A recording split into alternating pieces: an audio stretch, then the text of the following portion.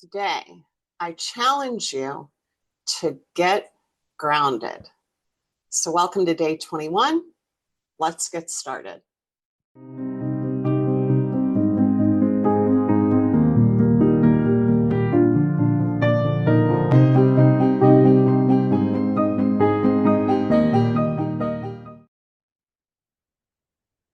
Welcome to day 21 of our year-long Intentions Instead of Resolutions Yoga Challenge. And today we're going to focus on grounding ourselves. Now, it's important to feel grounded because it makes you feel more stable, helps you find balance in life. So it's really important, not just for our physical being, but also for our emotional being. So during today's practice, whatever is touching your mat, feel like you're just really grounding into the mat. So even here in a seated position, really feel as though your whole lower body is just trying to connect with the mat. And that will help you also engage some muscles. So it's important not just for our physical body, like I said earlier, but it's also going to help you just feel more at ease and feel supported by your mat. Now we're going to start here just with our eyes closed. And in a minute, we're going to do some alternate nostril breathing, but I'd like to just have 1 minute of just sitting here with your eyes closed and grounding with your sit bones into the mat. Just take deep breaths in and out. Imagine that your mat is coming up to meet you as you're grounding down. So take another deep breath in and out. Let your thighs feel heavy. Take a deep breath in and out. Relax your shoulders. Take a deep breath in and out. Try to make sure you're not gripping in your jaw. We're really just digging down into that mat. So breathe in and out. Breathe in and out. Fill your abdomen with air. Breathe in and out. Hopefully you just feel stronger just sitting. It's amazing how effective that really is. Now we're going to go into alternate nostril breathing. So what we're going to do is we're going to place our thumb on our right nostril and breathe in through the left. Then we'll switch, and either with your ring finger or your pinky, you'll cover the left nostril and breathe out through the right. So let's get started. So breathing in through the left, retain, switch to your ring finger or pinky and breathe out through the right. Breathing in through the right. Hold, switch, breathe out through the left. You can close your eyes while we do this, really still grounding into your mat. Breathe in through the left. Retain, switch, breathe out through the right. Breathe in through the right.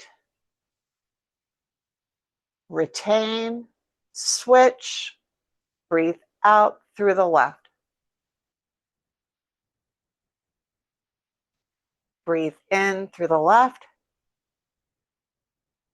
Retain, switch, breathe out through the right.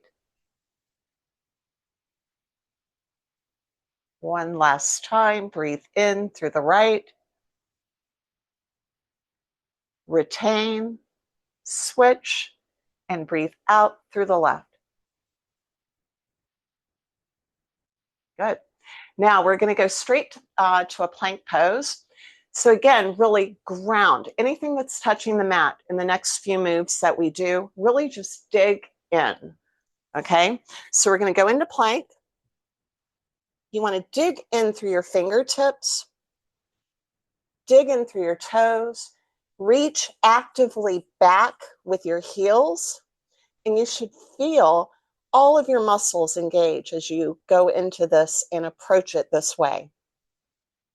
Then we're going to go up to down dog and walking our hands back to our feet.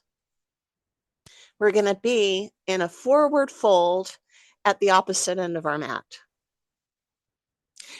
Now dig in with your feet, but not with your toes. So you don't want to clench with your toes. You want to be able to feel like you can raise them up and not lose your balance. Now we're going to rise up to flat back, reaching forward with the crown of our head, really grounding into the mat with our feet, and then lowering. Now we're going to walk back out to plank, and we're going to do that again. So up to down dog, stepping back with our hands, really digging into the mat with our hands as well, and our feet. Then we're going to rise up to flat back. Lift your toes just to make sure that your four parts of your feet are in full contact with the mat. Then lower them, and then walk back out to plank. And we're going to do that one more time. So up to down dog, walking back with our hands, rising up to flat back, and then lower and walk back out to plank. Now we're going to sit here in plank for a count of 10. So I'm going to count backwards. 10, 9, 8, 7, 6, 5, 4, 3, 2, 1. Back up to down dog. But this time we're going to step to the top of our mat. So we'll be back in that forward fold, but on the opposite end of the mat. This time, instead of a halfway lift, we're going to go into chair pose. And you really want to, again, ground into the mat with the four parts of your feet, not your toes. And we're going to move our hands up and forward and relax back into that chair. Then we're going to sweep our arms up, bring our hands down into prayer position, and then we're going to go back into a forward fold. So you can just sweep your arms back and to that forward fold. Then we're going to come back up to chair, really dig into the mat with your feet. Then sweeping our arms up and overhead and back to prayer position. One more time, going down into a forward fold, rising up to chair, sweeping our arms up and overhead, and back down to prayer position. Now this time, we're going to step back, but we're going to step back with just our right leg. Lower that knee, and we're going to go onto the top of that foot. So again, everything that's touching the mat, you want to really dig into it with that. So that means your foot, your shin, your knee, your left foot. Then we're going to rise up to a lunge. Now, while we're here, we're going to go into eagle arms. So our left leg is forward. So our left arm is going to be on top. So you just want to swing your arms around like this to where your left hand is crossed over the right. Then if you can, just keep going to where your palms are together. Now, in order to maintain your balance, suck your navel to your spine and dig, ground into your mat with your feet and your shin and your knee. Squeeze your thighs together. Then we're going to raise them up and then bring them in. Now release the bind. And then we're going to step up to a down dog. So just raise that right knee and step back with the left foot. Now we're going to put our right foot forward, lower that left knee, go onto the top of that left foot, raise your hands up above your head, digging into your mat. Now our right arm is going to go on top of the left. Swing them around, wrapping your arms together. Palms of your hands are together. We're going to lean back and bring it forward. Really squeezing those thighs together and sucking your navel to your spine. And then release the bind and go back to the mat. Now we're going to go into child's pose. So we're going to bring our knees together in the middle of the mat. We want to sweep our hands all the way back on the mat while we lower our forehead to the mat. Now, with your hands, you can grab your feet, or you can just let them relax on the mat. We're going to take 3 deep breaths. Breathe in and out. Feel connected to your mat. Breathe in and out. Know that your mat is there to support you. Breathe in and out.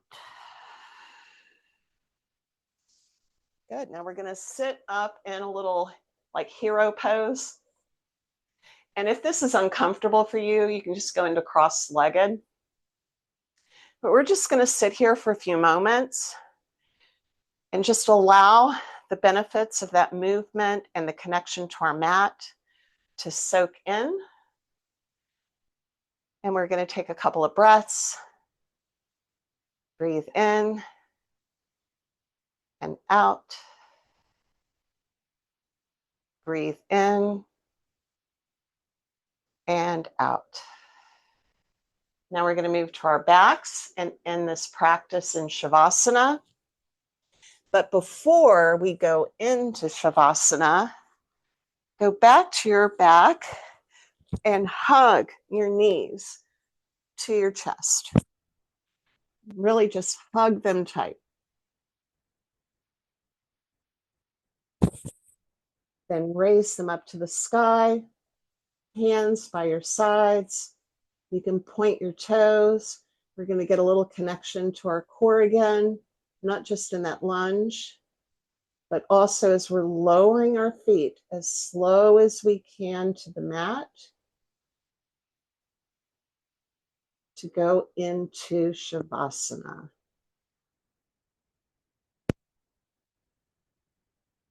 Now in Shavasana, you want to really just completely melt into your mat.